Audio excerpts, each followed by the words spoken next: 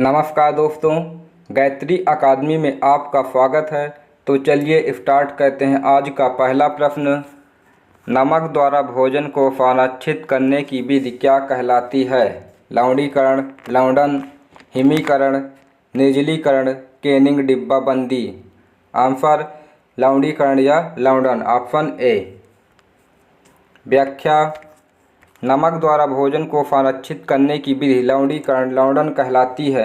नमक मिलाकर भोजन को संरक्षित करने की विधि को लवणन कहते हैं। यह भोजन के संरक्षण की वह विधि है जिसमें हम सूक्ष्म जीवों की वृद्धि को रोकने के लिए फलों में अतिरिक्त लवण मिलाते हैं। यह परासरण प्रक्रिया के माध्यम से मांस और अचार जैसे भोजन से नमी को हटा देता है। लवणन प्रक्रिया लंबे समय तक फल, मांस और मछली को संरक्षित करने में मदद करती है। अब अगला प्रश्न, फलों और सब्जियों के प्रसंस्करण के बारे में निम्नलिखित में से कौन सा सत्य है? वे बहुत जल्दी खराब हो जाते हैं और इसीलिए उन्हें जल्द ही खाने की ज़रूरत होती है। उनमें नमी की मात्रा अधिक होती है और उन्हें ठंडी अंधेरी जगह पर रखना चाहिए। वे कोमल होते हैं और इसीलिए आसानी से खराब हो जाते हैं। उपर्युक्त सभी। आंसर उपर्युक्त सभी। व्याख्या, फल और सब्जियां बहुत जल्दी खराब हो जाती हैं और इसीलिए उन्हें जल्द ही खाने की ज़रूरत होती है। वे कोमल होते हैं और इसीलिए आसानी से खराब हो जाते हैं। उनमें नमी की मात्रा अधिक होती है और उन्हें ठंडी अंधेरी जगह पर रखना चाहिए। अब अगला प्रश्न है, इमाजलील युक्त पैकेजिंग सामग्री की आंतरिक या बाहरी परत किसकी उत्सर्जक है? आंसर कीटनाशक। व्याख्या, इमाजलील युक्त पैकेजिंग सामग्री की आंतरिक या बाहरी परत कीटनाशक उत्सर्जक है। कवकनाशी या कीट नियंत्रण खराब होने वाले बैक्टीरिया के विकास को रोकने में मदद करता है। इसका उपयोग आमतौर पर सूखे बोरी वाले खाद्य पदार्थों जैसे आटा, चावल, अनाज में किया जाता है। अगला प्रश्न है, सिल्वर आयन आधारित फिल्म किसका एक उदाहरण है? आंसर रोगाणुरोधी एजेंट रिलीजर, ऑप्शन बी। व्याख्या, सिल्वर आयन आधारित फिल्म एंटीमाइक्रोबियल एजेंट रिलीजर का एक उदाहरण है। यह फिल्म बहुत कम मानव विषाक्तता वाला एक प्रभावी एंटीमाइक्रोबियल एजेंट है और इसका उपयोग खाद्य कंटेनरों में किया गया है। रोगाणुरोधी क्रिया के लिए दो तंत्र हैं। एक, उत्पाद शेल्फ जीवन पर रोगाणुरोधी एजेंटों की धीमी और नियंत्रित रिहाई या प्रवास द्वारा माइक्रोबियल विकास को नियंत्रित करना है। दूसरा प्रकार, रोगाणुरोधी एजेंटों की रिहाई के बिना संपर्क द्वारा माइक्रोबियल विकास को नियंत्रित करना है, जो पैकेज की सतह पर स्थिर होते हैं। अगला प्रश्न, निम्नलिखित कथनों पर विचार कीजिए। छँटाई सफाई उत्पादों में मूल्य जोड़ने के लिए प्राथमिक प्रसंस्करण किया जा सकता है। कथन 2, कच्चे माल को जेली, मुरब्बा आदि जैसे उत्पादों में परिवर्तित करने के लिए द्वितीयक प्रसंस्करण किया जाता है। कथन 1 सही और 2 गलत हैं। दोनों कथन सही हैं। दोनों कथन गलत हैं। कथन 1 गलत और 2 सही। आंसर दोनों कथन सही हैं, ऑप्शन बी। व्याख्या, दोनों कथन सत्य है। छँटाई सफाई उत्पादों में मूल्य जोड़ने के लिए प्राथमिक प्रसंस्करण किया जा सकता है। कच्चे माल को जेली, मुरब्बा आदि जैसे उत्पादों में परिवर्तित करने के लिए द्वितीयक प्रसंस्करण किया जाता है। अगला प्रश्न, निम्नलिखित में से किसका पीएच मान 3.15 है? आंसर हर्बल चाय, ऑप्शन ए। हर्बल चाय का पीएच मान 3.15, जिंजर एले का पीएच मान 2.0 से 4.0, वहीं ऑरेंज क्रश का पीएच मान 2.6 से 4.0 और सिरका का पीएच मान 2.4 से 3.4 है।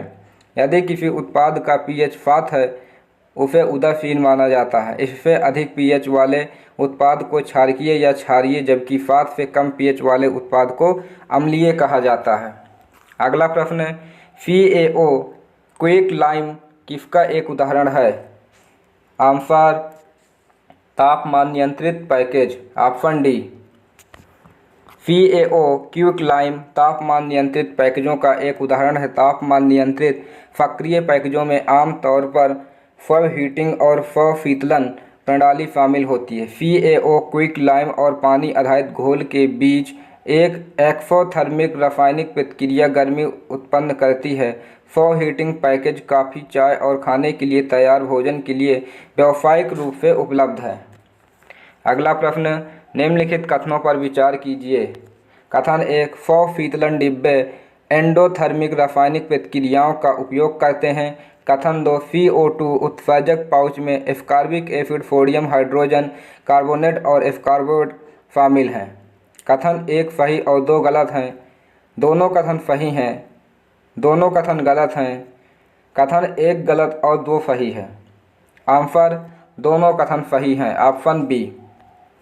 व्याख्या, दोनों कथन सही हैं। फॉर शीतलन डिब्बे एंडोथर्मिक रासायनिक प्रतिक्रियाओं का उपयोग करते हैं। वाष्पित होने वाले पानी की अव्यक्त ऊष्मा का उपयोग अक्सर शीतलन प्रभाव उत्पन्न करने के लिए किया जाता है। एक उदाहरण, उत्पाद को ठंडा करने के लिए पानी में अमोनिया नाइट्रेट और क्लोराइड का विघटन है। फॉर शीतलन पैकेज खाद्य पदार्थ को ठंडा करने के लिए व्यावसायिक रूप से उपलब्ध है, जैसे कि गैर गैस पेय। इसका उपयोग आमतौर पर सब्जियों और फलों, मछली, मांस, मुर्गी पालन में ग्राम नेगेटिव बैक्टीरिया और मोल्ड के विकास को रोकने के लिए किया जाता है। अगला प्रश्न, किसने दिखाया कि सैक्रोमाइसिस सेरेविसिया किण्वन का कारण बनता है, जिससे बियर और छाछ जैसे उत्पाद बनते हैं? Answer, Louis Pasteur. Option A. व्याख्या, लुई पास्चर ने दिखाया है कि सैक्रोमाइसिस सेरेविसिया किण्वन का कारण बनता है, जिससे बियर और छाछ जैसे उत्पाद बनते हैं। लुई पास्चर एक फ्रांसीसी जीव विज्ञानी और रसायनज्ञ थे जो टीकाकरण, माइक्रोबियल संवर्धन और पाश्चुरीकरण के सिद्धांतों की खोज के लिए प्रसिद्ध थे। बियर का किण्वन सैक्रोमाइसिस सेरेविसिया और सैक्रोमाइसिस कार्लबर्गेसिस के उपभेदों द्वारा किया जाता है। किण्वन के दौरान खमीर वार्ड में मौजूद शर्करा को मुख्य रूप से अल्कोहल और कार्बन डाइऑक्साइड में परिवर्तित कर देता है। साथ ही इसमें थोड़ी मात्रा में ग्लिसरॉल और एसिटिक एसिड भी होता है। प्रोटीन और वसा व्युत्पन्नों से अल्प मात्रा में उच्च अल्कोहल और अम्ल प्राप्त होते हैं तथा कार्बनिक अम्ल और अल्कोहल मिलकर सुगंधित एस्टर बनाते हैं। अगला प्रश्न, निम्नलिखित कथनों पर विचार कीजिए। कथन 1, ठंडे तापमान पर भंडारण करने पर मांस में बहुत सारे परिवर्तन होते हैं। ये मांसपेशियों को मांस में बदल देते हैं। कथन 2, उपर्युक्त प्रक्रिया को एजिंग या कंडीशनिंग कहा जाता है। कथन 1 सही और 2 गलत हैं। दोनों कथन सही हैं। दोनों कथन गलत हैं। कथन 1 गलत और 2 सही है। आंसर, दोनों कथन सही हैं। Option B. दिए गए दोनों कथन सत्य हैं। ठंडे तापमान पर भंडारण करने पर मांस में बहुत सारे परिवर्तन होते हैं। ये मांसपेशियों को मांस में बदल देते हैं और इस प्रक्रिया को एजिंग या कंडीशनिंग कहा जाता है। अब अगला प्रश्न, पोटेशियम परमैंगनेट किसके साथ सफाई प्रणाली के रूप में कार्य करता है? Answer, ethylene. Option C. Ethylene के साथ पोटेशियम परमैंगनेट स्कैवेजिंग सिस्टम के रूप में कार्य करता है। यह एथिलीन हटाने पर सबसे आम एजेंट है जो एथिलीन को एसीटेट और एथेनॉल में ऑक्सीकृत करता है। एथिलीन एक प्राकृतिक पादप हार्मोन है जो पकने वाली उपज द्वारा निर्मित होता है। यह श्वसन को तेज करता है, जिसके परिणामस्वरूप परिपक्वता और जीर्णता होती है। पैकेज के वातावरण से एथिलीन को हटाने से ताज़ा उपज के शेल्फ जीवन को बढ़ाने में मदद मिलती है। अगला प्रश्न, polyacrylates sheet propylene glycol film silica gel pouch किसके साथ स्कैवेजिंग सिस्टम के रूप में कार्य करता है? आंसर, नमी। Option D. व्याख्या, polyacrylates sheet propylene glycol film silica gel pouch नमी स्कैवेजिंग सिस्टम के रूप में कार्य करता है। उत्पाद की जल गतिविधि जितनी कम होगी, सूक्ष्म जीवों की वृद्धि उतनी ही कम होगी। इस प्रणाली में एक सुपर शोषक बहुलक होता है जो सूक्ष्म, छिद्रित या गैर बुना बहुलक की 2 परतों के बीच स्थित होता है। इससे उत्पाद की उपस्थिति और ताजगी में वृद्धि होती है। अगला प्रश्न, निम्नलिखित कथनों पर विचार कीजिए। कथन 1, पाश्चुरीकृत उत्पादों को कमरे के तापमान पर रखा जाता है और स्टेरलाइज्ड उत्पादों को रेफ्रिजरेशन में रखा जाता है। कथन 2, कैनिंग एक ऐसी प्रक्रिया है जिसमें उत्पादों को स्टेरलाइज करने के लिए भाप भेजी जाती है। कथन 1 सही और 2 गलत है। दोनों कथन सही हैं। दोनों कथन गलत हैं। कथन 1 गलत और 2 सही है। आंसर, दोनों कथन गलत हैं। Option C. दोनों कथन गलत हैं। कैनिंग एक ऐसी प्रक्रिया है जिसमें उत्पादों को जीवाणु रहित करने के लिए भाप ही दी जाती है। जीवाणु रहित उत्पादों को कमरे के तापमान पर रखा जाता है और पाश्चुरीकृत उत्पादों को प्रशीतन में रखा जाता है। अब अगला प्रश्न, निम्नलिखित में से किस पैकेज्ड पेय पदार्थ का पीएच मान न्यूनतम है? Red bull, Sprite, Mountain Dew, diet Coke. Answer diet Coke, option D. Packaged पेय पदार्थ डाइट कोक का पीएच मान 3.1 है, जो प्रश्नगत पैकेज्ड पेय पदार्थ में न्यूनतम है, जबकि फ्रूटी रेड बुल का पीएच मान 3.3, स्प्राइट का पीएच मान 3.3 और माउंटेन ड्यू का पीएच मान 3.3 है। पीएच किसी विलयन की अम्लता या क्षारकता का एक माप है। यदि किसी उत्पाद का पीएच 7 है तो उसे उदासीन माना जाता है। इससे अधिक पीएच वाले उत्पाद को क्षारकीय या क्षारीय, जबकि 7 से कम पीएच मान वाले उत्पाद को अम्लीय कहा जाता है। अब अगला प्रश्न, निम्नलिखित कथनों पर विचार कीजिए। कथन 1, सक्रिय पैकेजिंग में पैकेज के अंदर का वातावरण स्थिर रहता है। कथन 2, बुद्धिमान पैकेजिंग सक्रिय पैकेजिंग के समान है। कथन 1 सही है और 2 गलत। दोनों कथन सही हैं, दोनों कथन गलत हैं। कथन 1 गलत और 2 सही। आंसर दोनों कथन गलत हैं, ऑप्शन सी। दोनों कथन गलत हैं। सक्रिय पैकेजिंग में पैकेज के अंदर का वातावरण बदलता रहता है और इस प्रकार की पैकेजिंग में आमतौर पर पैकेजिंग सामग्री के निष्क्रिय अवरोध कार्य से परे पैकेजिंग घटकों और खाद्य उत्पादों के बीच एक अंतःक्रिया शामिल होती है। बुद्धिमान पैकेजिंग सिस्टम परिवहन और भंडारण के दौरान पैकेज्ड खाद्य पदार्थों की गुणवत्ता के बारे में जानकारी देने के लिए पैकेज्ड खाद्य पदार्थों की स्थिति की निगरानी करते हैं, जबकि सक्रिय पैकेजिंग पैकेज्ड खाद्य पदार्थों की गुणवत्ता को बनाए रखते हुए शेल्फ लाइफ बढ़ाने या सुरक्षा या संवेदी गुणों को बेहतर बनाने के लिए पैक किए गए खाद्य पदार्थों की स्थिति को बदलती है। अब अगला प्रश्न, आयरन किसके साथ स्कैवेंजर सिस्टम के रूप में कार्य करता है?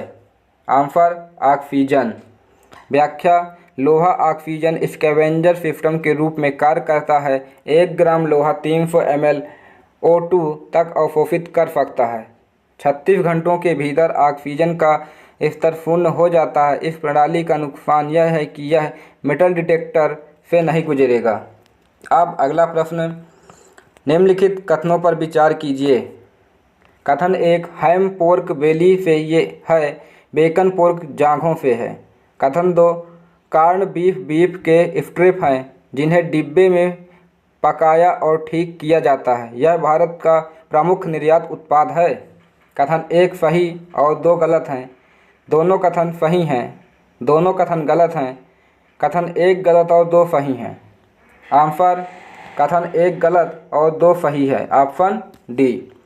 व्याख्या, कथन 1 गलत और 2 सही हैं।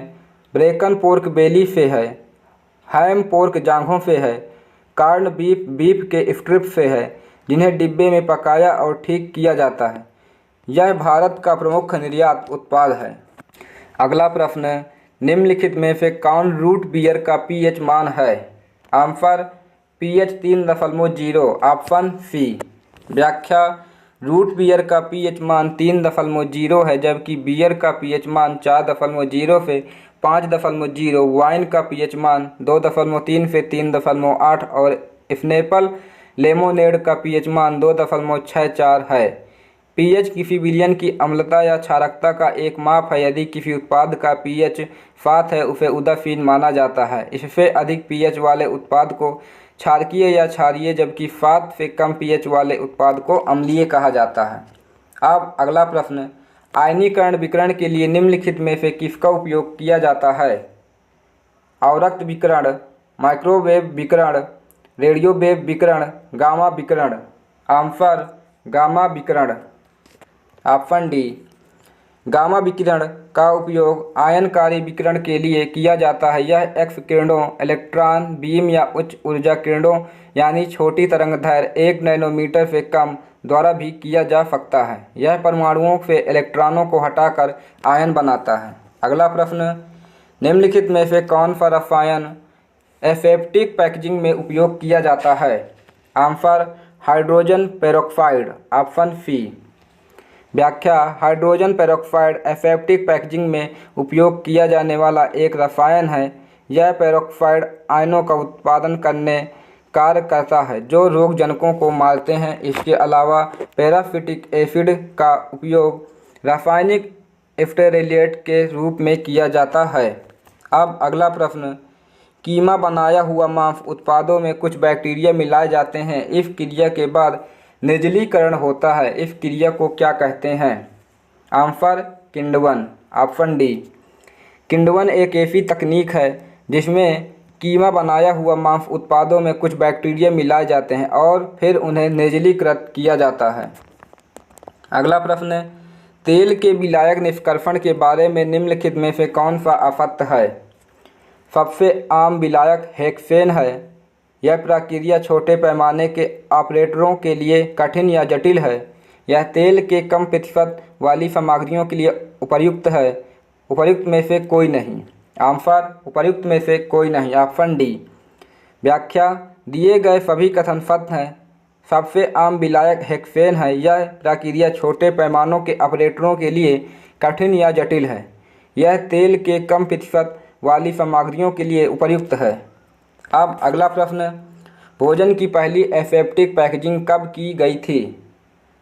सन 1913 में, ऑप्शन ए। भोजन की पहली एसेप्टिक पैकेजिंग 1913 में की गई थी। डेनमार्क के नीलसन ने धातु के डिब्बे में दूध को एसेप्टिक रूप में पैक किया। अब अगला प्रश्न, एसेप्टिक पैकेजिंग के रूप में किस प्रक्रिया का उपयोग किया जाता है? Answer sterilization, option B. व्याख्या एसेप्टिक पैकेजिंग में स्टरलाइजेशन प्रक्रिया का उपयोग किया जाता है। स्टरलाइजेशन सभी माइक्रोबियल जीवन को हटाने या नष्ट करने की प्रक्रिया की 3 समान स्टरलाइजेशन प्रक्रियाएं हैं, LT, LT, HT, FT और UHT। अब अगला प्रश्न, निम्नलिखित कथनों पर विचार कीजिए। जैम और जेली में मुख्य सिद्धांत उच्च अम्लता और उच्च चीनी सामग्री है। इन तीनों बिंदुओं का उपयोग उन्हें लंबे समय तक संरक्षित करने के लिए किया जाता है। कथन 2, अदरक को कभी कभी मुरब्बे में मिलाया जाता है। कथन 1 सही और 2 गलत है। दोनों कथन गलत हैं। दोनों कथन सही हैं। कथन 1 गलत और 2 सही है। आंसर दोनों कथन सही हैं, ऑप्शन बी। दोनों कथन सत्य हैं। जैम और जेली में मुख्य सिद्धांत उच्च अम्लता और उच्च चीनी सामग्री है। इन दोनों बिंदुओं का उपयोग उन्हें लंबे समय तक संरक्षित करने के लिए किया जाता है। अदरक को कभी कभी मुरब्बे में मिलाया जाता है। अदरक दुनिया भर में इस्तेमाल किया जाने वाला एक आम मसाला है। अदरक का उपयोग विभिन्न प्रकार के खाद्य पदार्थों जैसे सब्जियों, कैंडी, सोडा, अचार और मादक पेय पदार्थों के लिए किया जा सकता है। अब अगला प्रश्न, प्री प्रेस सॉल्वेंट एक्सट्रैक्शन में सीड फ्लेकिंग के बारे में निम्नलिखित में से कौन सा सत्य है? फ्लैक्स बहुत पतले होने चाहिए। फ्लैक्स बहुत मोटे होने चाहिए।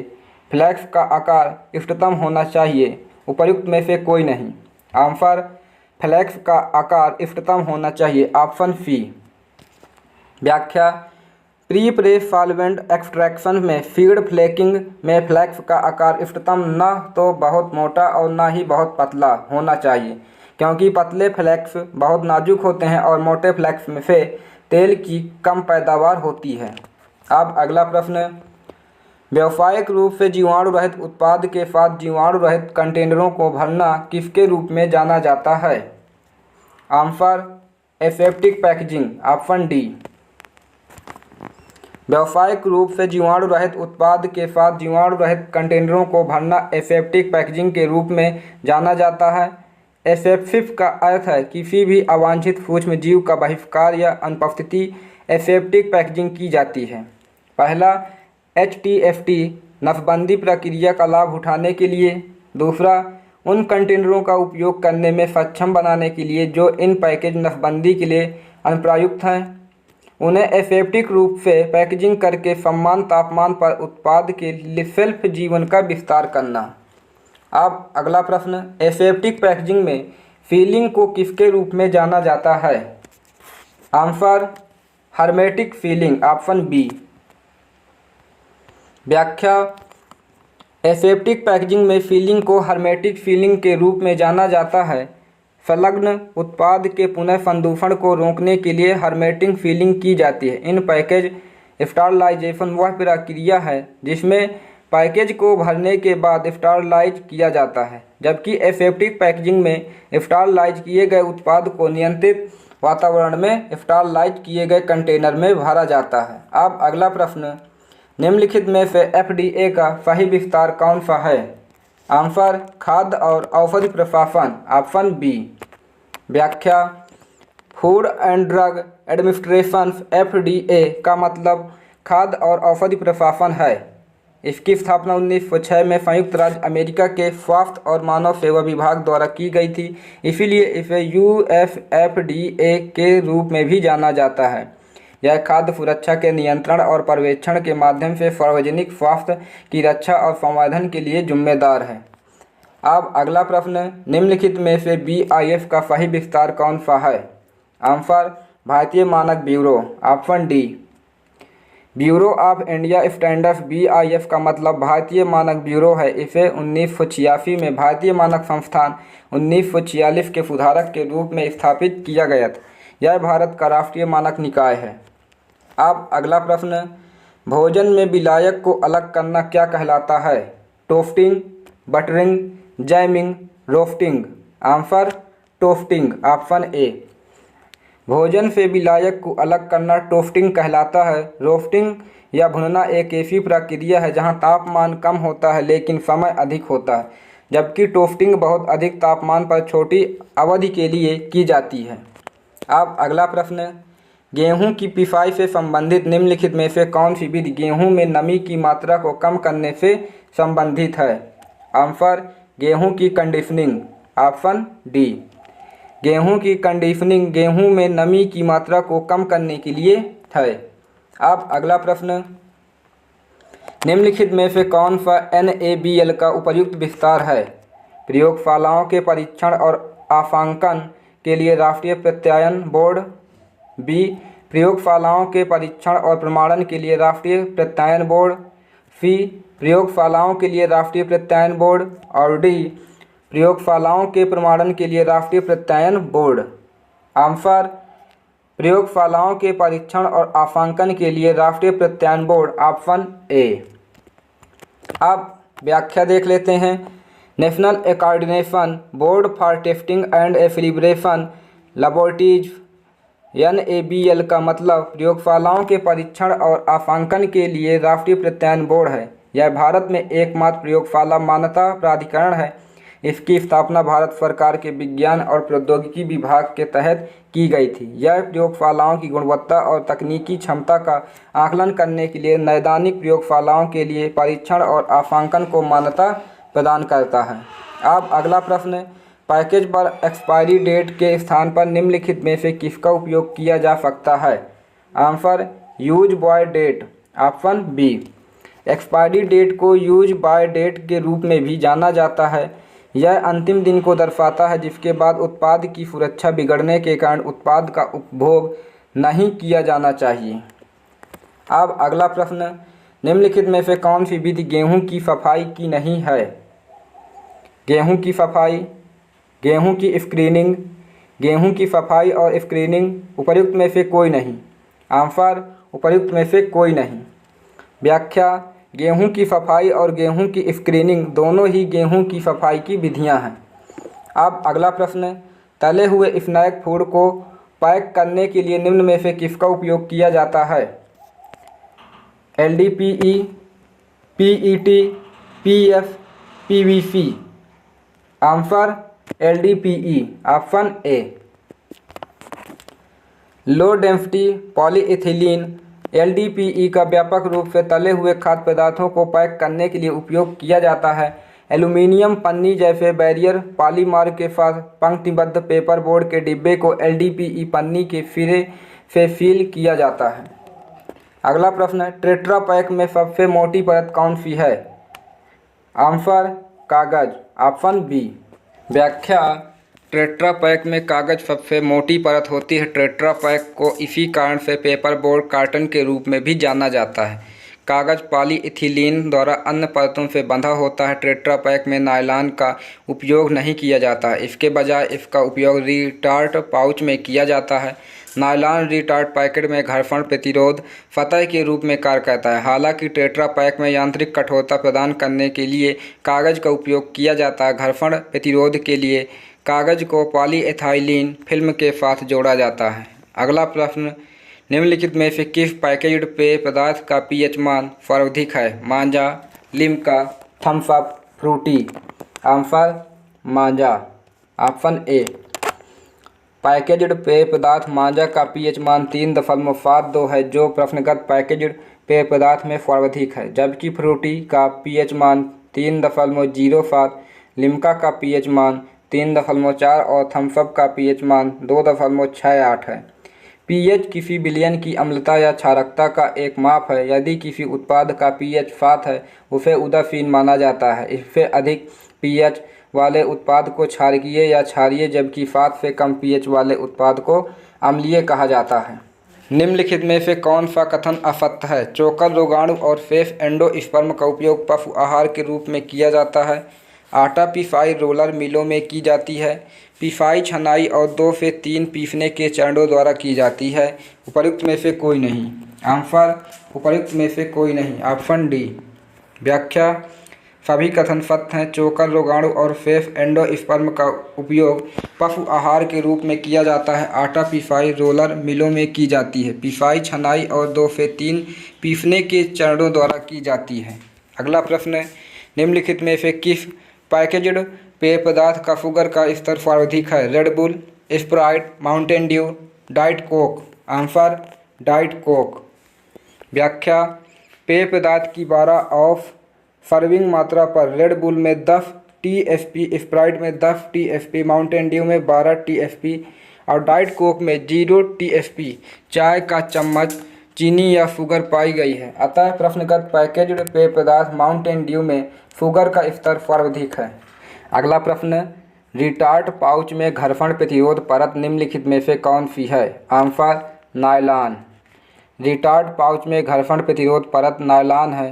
प्रोपलीन भौतिक खाद्य संपर्क परत प्राथमिक पैकेज है। यह एक हीट सील सतह है और लचीलापन प्रदान करती है। अगला प्रश्न, टेट्रा पैक में पॉलीइथिलीन का क्या कार्य है? आंसर तरल अवरोध। Polyethylene tetra pack paper board carton में कई कार्य करता है। सबसे भीतरी परत का उपयोग तरल अवरोधक के रूप में और एल्यूमीनियम प्राथमिक परत, कागज मुद्रण परत की परतों को एक साथ बांधने के लिए किया जाता है। अब अगला प्रश्न, सबसे समान खाद्य परिरक्षण विधि कौन सी है? आंसर तापन, ऑप्शन सी। सबसे समान खाद्य परिरक्षण विधि तापन है। भोजन को गर्म करके अच्छी तरह से परिरक्षित किया जा सकता है, क्योंकि खतरनाक सूक्ष्म जीव जल के क्वथनांक के निकट तापमान पर नष्ट हो जाते हैं। जब भोजन को गर्म किया जाता है तो अधिकांश रोगजनक जीवाणु नष्ट हो जाते हैं। यह भारत में खाद्य परिरक्षण की सबसे समान विधि है, जहां लोग रेफ्रिजरेटर नहीं खरीद सकते हैं। खाद्य को खराब होने से बचाने के लिए विभिन्न तकनीकों का उपयोग खाद्य परिरक्षण कहा जाता है। अब अगला प्रश्न, निम्नलिखित कथनों पर विचार कीजिए। कथन 1, बारीक तोड़ना चाय तोड़ने का पहला चरण है और चाय की गुणवत्ता अच्छी होती है। कथन 2, मोटा तोड़ना चाय तोड़ने का दूसरा चरण है और चाय की गुणवत्ता इतनी अच्छी नहीं होती है। कथन 1 सही और 2 गलत है। दोनों कथन सही हैं। दोनों कथन गलत हैं। कथन 1 गलत और 2 सही है। आंसर दोनों कथन सही हैं, ऑप्शन बी। दोनों कथन सत्य हैं। बारीक तोड़ना चाय तोड़ने का पहला चरण है और चाय की गुणवत्ता अच्छी होती है। मोटा तोड़ना चाय तोड़ने का दूसरा चरण है और चाय की गुणवत्ता इतनी अच्छी नहीं होती है। अगला प्रश्न, मक्खन की प्राथमिक पैकेजिंग के लिए निम्नलिखित में से किसका उपयोग किया जाता है? तेल युक्त कागज, क्राफ्ट पेपर, मोम कागज, चर्मपत्र कागज। आंसर चर्मपत्र कागज, ऑप्शन डी। व्याख्या, वनस्पति चर्मपत्र मक्खन में उपयोग की जाने वाली प्राथमिक पैकेजिंग है। मक्खन की पैकेजिंग में मुख्य नियंत्रण बिंदुओं में शामिल है ऑक्सीकरण, जल पारगम्यता और वाष्प पारगम्यता। एल्यूमीनियम फॉयल 0.009 मिलीमीटर मोटी या या तो 40 ग्राम ग्रीस प्रूफ पेपर या वनस्पति चर्म पत्र पर लेमिनेटेड होती है। अन्य प्रकार की पैकेजिंग में सफ़ेद रंग के HIPS या PVC से थर्मोफॉर्म के लिए किए गए प्लास्टिक टब शामिल हैं, जिनमें उसी सामग्री का एक टाइट फिटिंग ढक्कन होता है। अब अगला प्रश्न, बिस्कुट में प्राथमिक पैकेज के रूप में निम्नलिखित में से किस सामग्री का उपयोग किया जाता है? PE, LDPE, PVC, BOPP। Answer BOPP, option D. BOPP bio oriented polypropylene film का उपयोग बिस्कुट में प्राथमिक पैकेज के रूप में किया जाता है। उच्च गुणवत्ता वाले उत्पादों के लिए उचित मोटाई और फिलिंग रेंज में डुप्लेक्स OPP या OPP संयोजन जैसे OPP/PE, OPP/PET, OPP/PVDC का उपयोग किया जाता है। यह गैस गंध और प्रकाश के खिलाफ प्रभावी अवरोध प्रदान करता है। प्लास्टिक पॉलीफिल्म का उपयोग लगभग 7 माइक्रोन की आंतरिक एल्यूमीनियम परत के साथ संयोजन में किया जाता है। अगला प्रश्न, निम्नलिखित में से किस चाय का pH मान सर्वाधिक है? Green tea, lemon tea, black T, तीनों का एक जैसा है। Answer green tea, option A. व्याख्या, ग्रीन टी का pH मान 6.13 है, जो प्रश्नगत चायों में सर्वाधिक है, जबकि पेल लेमन टी का pH मान 4.9 और ब्लैक टी का pH मान 4.8 है। pH किसी विलयन की अम्लता या क्षारकता का एक माप है। यदि किसी उत्पाद का pH 7 है तो उसे उदासीन माना जाता है। इससे अधिक pH वाले उत्पाद को क्षारकीय या क्षारीय, जबकि 7 से कम pH वाले उत्पाद को अम्लीय कहा जाता है। pH की अवधारणा को सबसे पहले वर्ष 1909 में कार्लसबर्ग लेबोरेटरी के डेनिश रसायन शास्त्री सोरेन पेडर लॉरिट्ज सोरेनसेन ने प्रस्तुत किया था। अब अगला प्रश्न, सुखाने की एक विधि जिसमें खाद्य में नमी हिमीभूत फ्रोजन होती है और फिर निर्वात में वाष्प के रूप में ऊपर उठती है, क्या कहलाती है? आंसर हिमशुष्कन, ऑप्शन बी। व्याख्या, हिमशुष्कन लायोफिलिजेशन सूखने की एक विधि जिसमें खाद्य में नमी फ्रोजन होती है और फिर निर्वात में वाष्प के रूप में ऊपर उठती है। हिमशुष्कन लायोफिलिजेशन या फ्रीज शुष्कन ड्राइंग एक ऐसी प्रक्रिया है जिसमें किसी उत्पाद के जमने के बाद उसमें से पानी को हटा दिया जाता है और निर्वात में रखा जाता है, जिससे बर्फ एक तरल चरण से गुजरे बिना सीधे ठोस से वाष्प में परिवर्तित हो जाती है।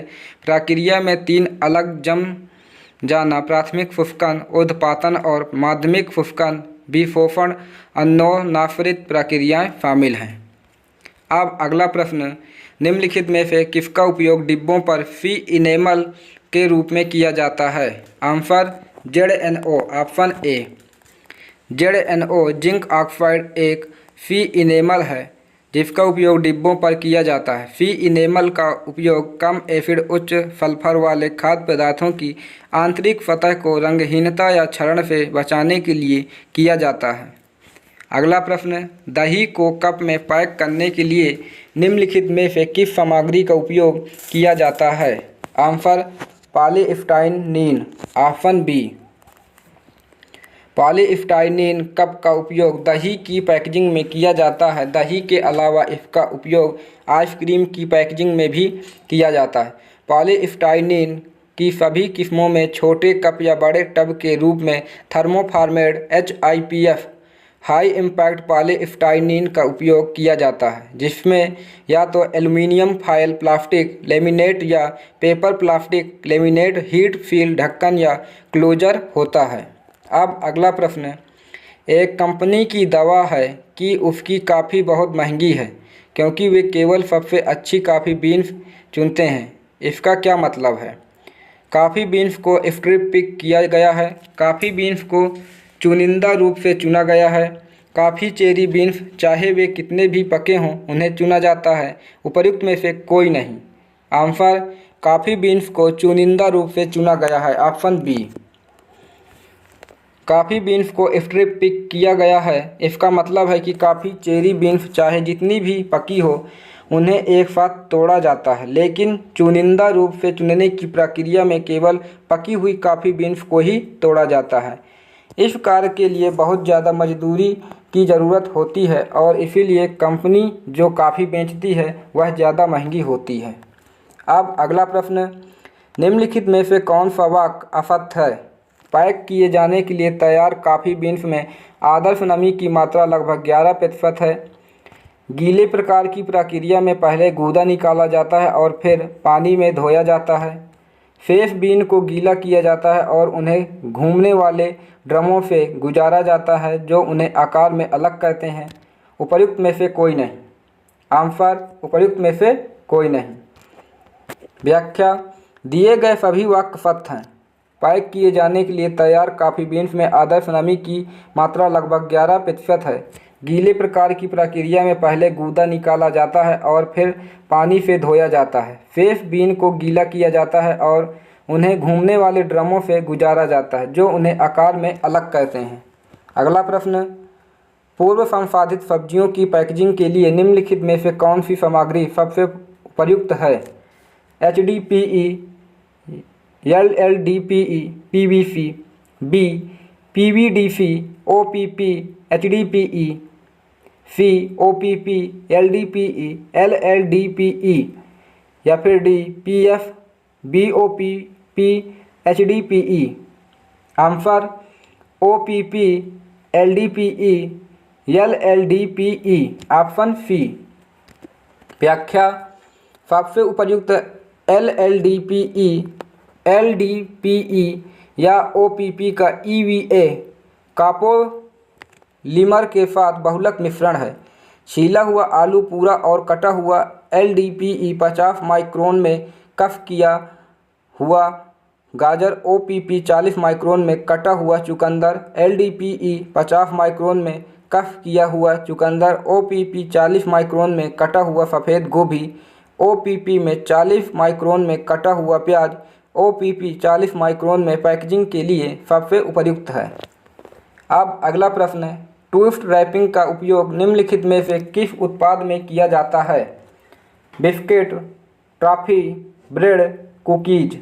Answer toffee, option B.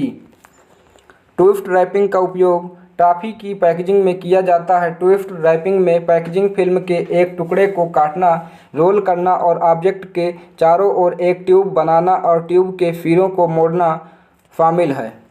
अब अगला प्रश्न, निम्नलिखित में से कौन सा खाद्य उद्योग के लिए एक प्रदर्शन पैरामीटर है?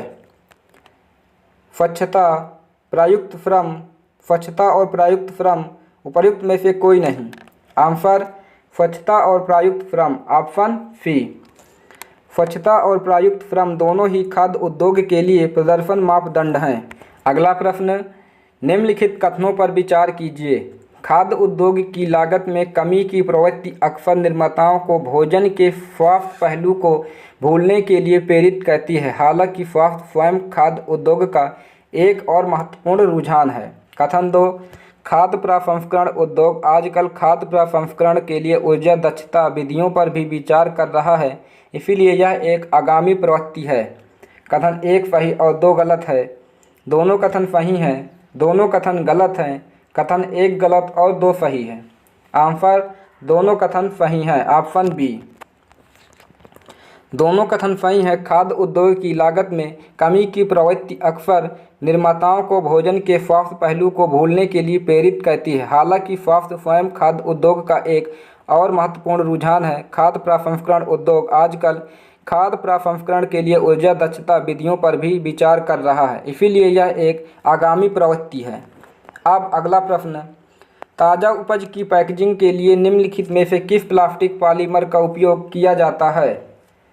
Answer PF, option B. Polystyrene PF में वाष्प और गैस संचरण दर बहुत अधिक होती है, इसीलिए यह एक सांस लेने योग्य फिल्म है। हालांकि यह गर्मी नसबंदी के लिए उपयुक्त नहीं है और सूरज की रोशनी के संपर्क में आने पर खराब हो जाती है। यह फिल्म क्रिस्टल स्पष्ट और चमकदार है, जिससे उपभोक्ता इसे देख सकते हैं। अब अगला प्रश्न, कॉफ़ी बीन्स को निम्नलिखित में से किस परीक्षण से गुजरना पड़ता है? द्रव्य परीक्षण, सुगंध परीक्षण के ऊपर द्वारा चखना, उपर्युक्त सभी। आंसर उपर्युक्त सभी। कॉफ़ी बीन्स को पैक किए जाने से पहले उपर्युक्त सभी परीक्षणों से गुजरना पड़ता है। अगला प्रश्न, चूंकि यूवीसी की अधिकता डीएनए को नुकसान पहुंचाती है, इसीलिए इस कमी के बावजूद इस तकनीक को लागू करने के लिए निम्नलिखित में से कौन सी विधि का उपयोग किया जा सकता है? दो या अधिक विधियों को मिलाकर इस प्रक्रिया के संपर्क समय को कम करना, खाद्य अनुकूलता में वृद्धि, जीव विष हटाना, उपर्युक्त में से कोई नहीं। आंसर दो या अधिक विधियों को मिलाकर इस प्रक्रिया के संपर्क समय को कम करना, ऑप्शन ए। व्याख्या, दो या अधिक विधियों को मिलाकर पराबैंगनी यूवीसी प्रक्रिया के संपर्क समय को कम करके इस तकनीक का उपयोग किया जा सकता है। अब अगला प्रश्न है, दिए गए पीएच पर निम्न में से किस अम्ल का जीवाणु स्थापीय प्रभाव अधिक होगा? एसिटिक अम्ल, tartaric acid, citric acid, malic acid. Answer acetic अम्ल, ऑप्शन ए। किसी दिए गए पीएच पर एसिटिक अम्ल का जीवाणु स्थापीय प्रभाव अधिक होगा क्योंकि अम्ल की तुलनीय परिस्थितियों में एसिटिक अम्ल लैक्टिक अम्ल, साइट्रिक अम्ल या टार्टरिक अम्ल की तुलना में काफ़ी कम विघटित होते हैं। यह उच्च pKa और HLB हाइड्रोफाइल लिपोफाइल बैलेंस मूल्यों के कारण है, जो जीवाणुरोधी गतिविधि का निर्धारण करने वाले प्रमुख कारक हैं। अब अगला प्रश्न, बेंजोइक अम्ल का उपयोग ज़्यादातर रंगीन उत्पादों को संरक्षित करने के लिए किया जाता है क्योंकि आंसर इसकी विशिष्ट सुगंध होती है, ऑप्शन सी। बेंजोइक अम्ल का उपयोग उत्पाद को काला कर सकता है। सोडियम बेंजोएट के रूप में बेंजोइक अम्ल खाद्य पदार्थों के लिए उपयुक्त व्यापक रूप से इस्तेमाल किया जाने वाला खाद्य संरक्षक है। यह रस के किण्वन में देरी करता है, लंबे समय में बेंजोइक अम्ल उत्पाद को काला कर सकता है। यह आमतौर पर उन उत्पादों में उपयोग किया जाता है जिनमें एंथोसाइनिन वर्णक जैसे प्राकृतिक रंग होते हैं। 750 ppm सोडियम बेंजोएट ज़्यादातर फलों के रस, फ्रेग्रेंस और कार्डियल में प्रयोग किया जाता है। अब अगला प्रश्न, वाइन के डिब्बों में इस्तेमाल की जाने वाली फिलर गैस कौन सी है? O2 gas, HE gas, CO2 gas, N2 gas. Answer N2 gas. Wine के डिब्बों में इस्तेमाल की जाने वाली फिलर गैस N2 है। डिब्बे को ढहने से बचाने के लिए आंतरिक दबाव बढ़ाना आवश्यक है। आंतरिक दबाव लगभग 170 kPa है। रासायनिक विश्लेषण में नमूना तैयार करने के दौरान नाइट्रोजन का आमतौर पर उपयोग किया जाता है। इसका उपयोग तरल नमूनों को सांद्रित करने और उनकी मात्रा कम करने के लिए किया जाता है। वाइन को फाइबर बोर्ड बॉक्स में पैक किया जा सकता है जिसे PVDC कापोलीमर कोटेड PALDPE लेमिनेट द्वारा आंतरिक रूप से लेमिनेट किया जाता है। इसे बैग इन बॉक्स BIB पैकेज के रूप में भी जाना जाता है। अगला प्रश्न, स्पंदित विद्युत क्षेत्र के लिए निम्नलिखित में से कौन सा सही है? यह दूध, दही, सूप आदि को पाश्चुरीकृत करने में सफल रहा है। यदि कोई वायु बुलबुले मौजूद नहीं है या यदि भोजन में कम विद्युत चालकता है तो PEF लागू नहीं होता है। यह एक सतत प्रक्रिया है, इसे गैर पंप योग्य ठोस खाद्य उत्पादों के लिए लागू नहीं किया जा सकता। उपर्युक्त सभी। आंसर उपर्युक्त सभी। व्याख्या, स्पंदित विद्युत क्षेत्र से संबंधित सभी कथन सत्य हैं। स्पंदित विद्युत क्षेत्र PEF उत्पाद को सामान्य पाश्चुरीकरण तापमान तक गर्म किए बिना कई सामान्य खाद्य रोगजनकों सहित सूक्ष्म जीवों को निष्क्रिय करने की एक अनूठी गैर तापीय विधि है। अब अगला प्रश्न, निम्नलिखित कथनों पर विचार कीजिए। कथन 1, स्पंदित विद्युत क्षेत्र में भोजन को दो इलेक्ट्रोड के बीच रखा जाता है और सूक्ष्म जीवों को निष्क्रिय करने के लिए बिजली प्रवाहित की जाती है। कथन 2, स्पंदित विद्युत क्षेत्र शेल्फ लाइफ बढ़ाता है। कथन 1 सही और 2 गलत है। दोनों कथन सही हैं, दोनों कथन गलत हैं। कथन 1 गलत और 2 सही है। आंसर दोनों कथन सही हैं, ऑप्शन बी। स्पंदित विद्युत क्षेत्र से संबंधित दोनों कथन सत्य हैं। स्पंदित विद्युत क्षेत्र PEF उत्पाद को समान पाश्चुरीकरण तापमान तक गर्म किए बिना समान खाद्य रोगजनकों सहित सूक्ष्म जीवों को निष्क्रिय करने की एक अनूठी गैर-तापीय विधि है। अब अगला प्रश्न, निम्नलिखित में से किस पैकेज्ड पेयजल का पीएच मान सर्वाधिक है? बिसलेरी, एक्वाफिना, किनले, तीनों का एक जैसा है। Answer Aquafina, option B.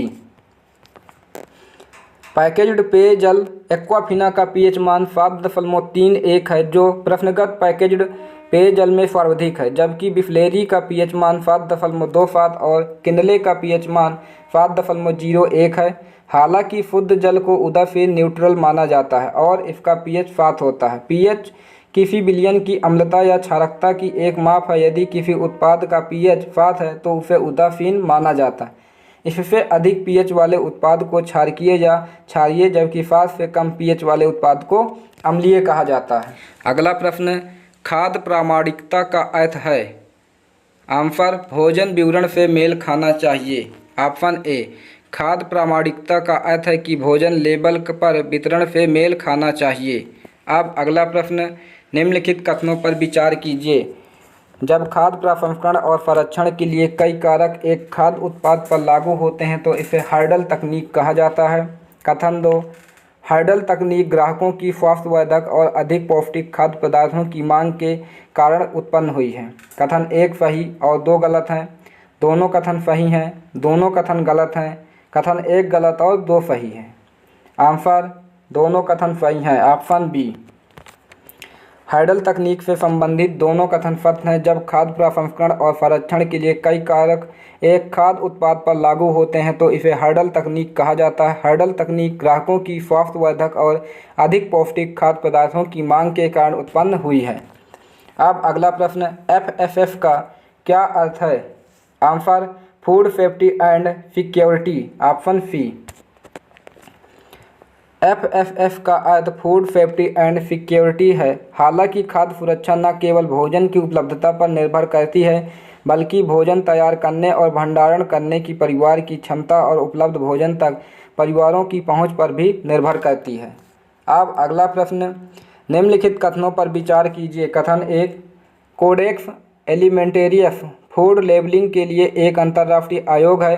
कथन 2, कॉफ़ी, चाय और मसालों को फूड लेबलिंग से छूट दी गई है। कथन 1 सही और 2 गलत हैं। दोनों कथन सही हैं। दोनों कथन गलत हैं। कथन 1 गलत और 2 सही है। आंसर दोनों कथन सही हैं, ऑप्शन बी। दोनों कथन सही हैं। कोडेक्स एलिमेंटेरियस फूड लेबलिंग के लिए एक अंतर्राष्ट्रीय आयोग है। कॉफ़ी, चाय और मसालों को फूड लेबलिंग से छूट दी गई है। अगला प्रश्न, खाद्य लेबलिंग में निम्नलिखित में से क्या अनिवार्य है? नाम, मानक विनिर्देश, उत्पत्ति का स्थान, उपर्युक्त सभी। आंसर उपर्युक्त सभी। व्याख्या, खाद्य लेबल पर उपर्युक्त सभी आवश्यक हैं। विनिर्मित उत्पाद को खुदरा बिक्री के लिए बेचने के लिए उत्पाद लेबल में 5 लेबल घटक होने चाहिए। 1, पहचान का विवरण। 2, शुद्ध सामग्री का विवरण। 3, पोषण तत्व। 4, एल्जर्ने लेबलिंग अनुपालन के साथ घटक विवरण। 5, निर्माता, पैकर या वितरक का नाम और पता। अब अगला प्रश्न, निम्नलिखित में से किस खाद्य पदार्थ को लेबलिंग से छूट दी गई है? बेकरी आइटम जैसे ऑन द स्पॉट भोजन, खाने के लिए तैयार भोजन, विमान या वेंडिंग मशीन पर परोसा जाने वाला भोजन, उपर्युक्त सभी। आंसर उपर्युक्त सभी। व्याख्या, उपर्युक्त सभी खाद्य पदार्थों को खाद्य लेबलिंग से छूट दी गई है। थोक में पैक किए गए खाद्य पदार्थ जो खुदरा बिक्री के लिए नहीं हैं, उन्हें छूट दी गई है। कच्चे उत्पाद को भी आमतौर पर छूट दी जाती है। अब अगला प्रश्न, पोषण संबंधी दावे पर का अर्थ क्या है? किसी भोजन में कुछ पोषण संबंधी गुण होते हैं जिनमें ऊर्जा मूल्य शामिल है लेकिन उस तक सीमित नहीं है। किसी भोजन की कुछ सीमाएं हैं। कोडाक्स मानकों के अनुसार उपर्युक्त में से कोई नहीं। आंसर, किसी भोजन में कुछ पोषण संबंधी गुण होते हैं जिनमें ऊर्जा मूल्य शामिल है लेकिन उस तक सीमित नहीं है। Option A. अब देख लेते हैं व्याख्या। पोषण संबंधी दावे का अर्थ है कि भोजन के कुछ पोषण संबंधी गुण होते हैं जिनमें ऊर्जा मूल्य शामिल है लेकिन उस तक सीमित नहीं है। निम्नलिखित में से कौन सा दावा निषिद्ध है? आंसर प्रमाणित दावे, ऑप्शन ए। व्याख्या प्रमाणित दावे निषिद्ध हैं। किसी लेबल पर यह उत्पाद XYZ रोग को ठीक करता है लिखना प्रतिबंधित है। अब अगला प्रश्न, खाद्य उद्योग की पैकेजिंग के इतिहास में कौन कभी पैकेजिंग की सामग्री नहीं रही है? Answer Bakelite, option A. Bakelite मिट्टी के बर्तन और फूलदान तथा लोहा और टिन चढ़ाया हुआ स्टील सभी का उपयोग पैकेजिंग में किया जाता है। अगला प्रश्न, निम्नलिखित में से कौन सा FWAMA फार्मा का सही विस्तार है? आंसर मानक वजन और माप अधिनियम, ऑप्शन डी। व्याख्या standard weight and a measure act. Pharma का मतलब मानक वजन और माप अधिनियम है। यह अधिनियम कहता है कि खुदरा बिक्री के लिए पैक की जाने वाली वस्तुओं को प्रत्येक वस्तु के लिए नियम के तहत दिए गए मानक विशिष्ट मात्रा में पैक किया जाना चाहिए। अपनाई गई इकाइयाँ अंतर्राष्ट्रीय प्रणाली की इकाइयाँ हैं। धन्यवाद। गायत्री अकादमी आप सभी को व्याख्यान देखने के लिए आभार। हमारे चैनल को लाइक, शेयर एंड सब्सक्राइब अवश्य कीजिए।